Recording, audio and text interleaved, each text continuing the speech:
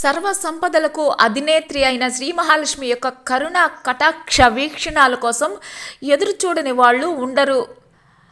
ఆమె దృష్టి మన మీద పడడం కోసం ఎన్నో పూజలు వ్రతాలు చేస్తూ ఉంటారు. ఏ ఏ పనులు చేస్తే శ్రీ మహాలక్ష్మి అనుగ్రహాన్ని పొందవచ్చో తెలుసుకుందాం. సింహద్వారం గడప దగ్గర చెప్పులు చిందరవందరగా పడేయకూడదు.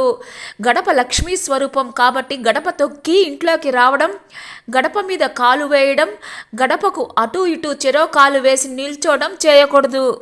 పసుపు కుంకుమ ఉన్న గడపలు లక్ష్మీదేవికి ఆహ్వానం పలుకుతాయి కాబట్టి ప్రతి శుక్రవారం గడపకి పసుపు కుంకుమతోటి అలంకరించాలి. ప్రధాన ద్వారం తలుపు మీద ఎర్రని కుంకుమతోటి స్వస్తి గుర్తు వేయాలి.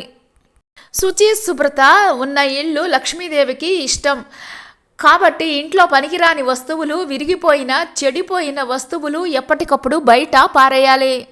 చెడిపోయిన గడియారాలు, విరిగిపోయిన అద్దాలు, చిరిగి వాడని వస్త్రాలు ఇంట్లో అస్సలు ఉంచకూడదు. ముగ్గు వేసిన వాకిలి గుండా లక్ష్మీదేవి ఇంట్లోకి వస్తుంది.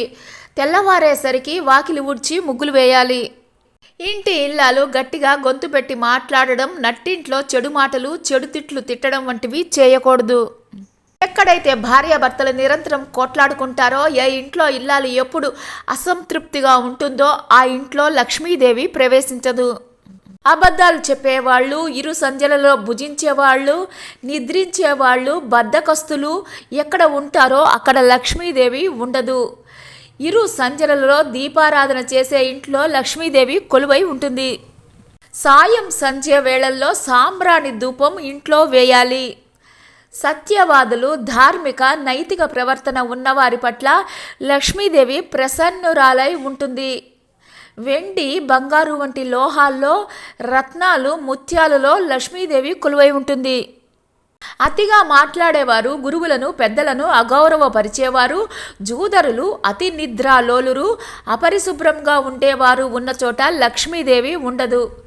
ప్రతి శుక్రవారం తలస్నానం చేసి ఎర్రని వస్త్రాలు, పువ్వులు ధరించి లక్ష్మీ పూజ చేసేవారు ఆమె అనుగ్రహాన్ని పొందుతారు.